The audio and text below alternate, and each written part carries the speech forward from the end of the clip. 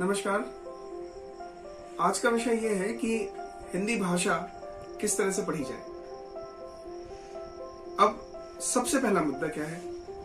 सबसे पहला मुद्दा यह है कि आखिरकार हिंदी को लेकर परेशानी क्या है। सबसे बड़ी परेशानी यह है कि जो भी लोग हिंदी को पढ़ते हैं वो हिंदी को एक विषय के रूप में पढ़ते हैं, एक भाषा के रूप में नहीं। सबसे पहले हम सबको ये जानना होगा कि जब भी हम हिंदी शब्द बोलते हैं, हिंदी हमेशा एक भाषा के तौर पर पहचानी जानी चाहिए। उसको स्वीकार करना होगा कि हम एक भाषा पढ़ रहे हैं, विषय नहीं। तो फिर सवाल उठता है कि ये मोटी मोटी किताबें कहां से हैं, इनमें कहां से कविताएं, कहानियां, किस्से, दोहे और पता नहीं कितने उपन्यास या नाटक कहां से आ गए। तो पहले मैं आपको बताना चाहूंगा कि भाषा का सीधा सा मतलब है कि अपनी बात को कहना, अपनी बात को समझाना।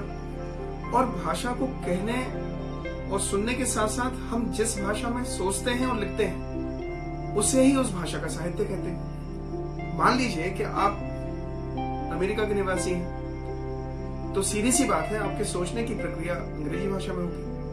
अगर आप भारत में रहते हैं तो आपके सोचने की प्रक्रिया यानी कि थिंकिंग प्रोसेस हिंदी में होगी। जब आप हिंदी में सोचेंगे और फिर लिखेंगे तो जो कुछ लिखेंगे वो साहित्य हो जाएगा।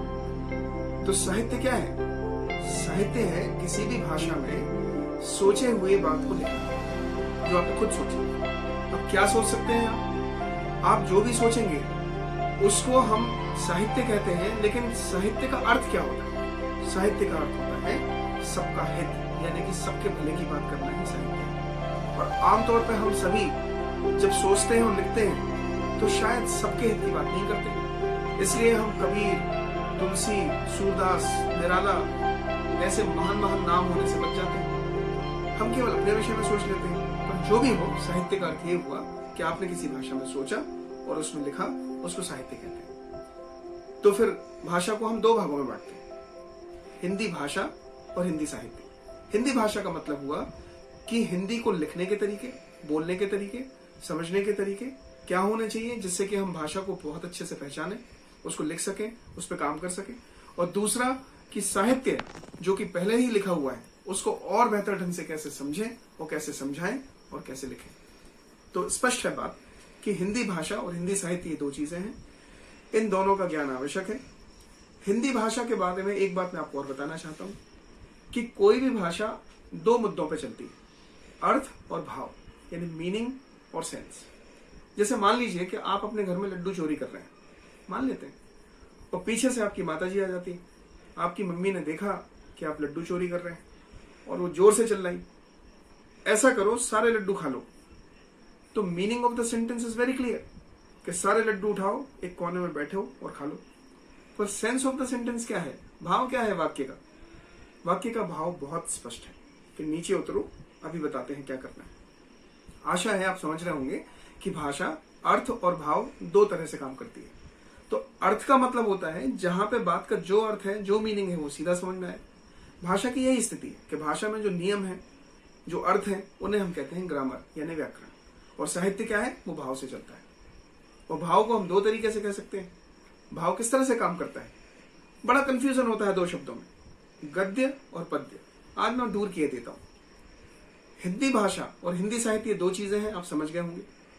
हिंदी साहित्य का अर्थ है सबके हित की बात करना। हिंदी साहित्य का अर्थ है जहां पे आप अपनी बात या तो लिखेंगे विचारों के माध्यम से, कहानी के माध्यम से, या कविता के माध्यम से। जब आप कविता करेंगे, शायरी करेंगे, तो वो पद्य है। और अंग्रेजी का शब्द इसी से मिलता जुलता है, पोइट्री। तो पी फॉर पोइट्री और पी फॉर पद्य। तो गद्य क्या हुआ? गद्य हुआ विचार। आइए मैं आपको एक बात बताता हूं कि जैसे एक व्यक्ति की उम्र बढ़ती है, उसका विकास होता है, वैसे ही हिंदी भाषा और हिंदी साहित्य का भी विकास हुआ। अब आप किसी भी क्लास में पढ़ते हो, कॉलेज में जाते हो, यूपीएससी, एमपीपीएससी जैसी परीक्षाओं की तैयारी कर रहे हो जहां आपको हिंदी भाषा या हिंदी साहित्य पढ़ने की जरूरत है, या आप अपने क्लास 10th, 12th, ग्रेजुएशन किसी भी लेवल पे, किसी भी स्तर पे हिंदी पढ़ रहे हो, हिंदी पढ़ने के लिए आपको इन्हीं चीजों का ध्यान रखना है, यानी कि हिंदी भाषा है और हिंदी साहित्य, और आपको दोनों ही दिए गए। फिर आपको ये देखना है कि आप इसको इस तरह से पढ़ें और समझें जहां आप इसको बहुत अच्छे से समझ पाए कि कहाँ ये भाषा है और कहाँ ये साहित्य है। आने वाले सभी वीडियोज में हम एक एक करके इन पर बात करेंगे।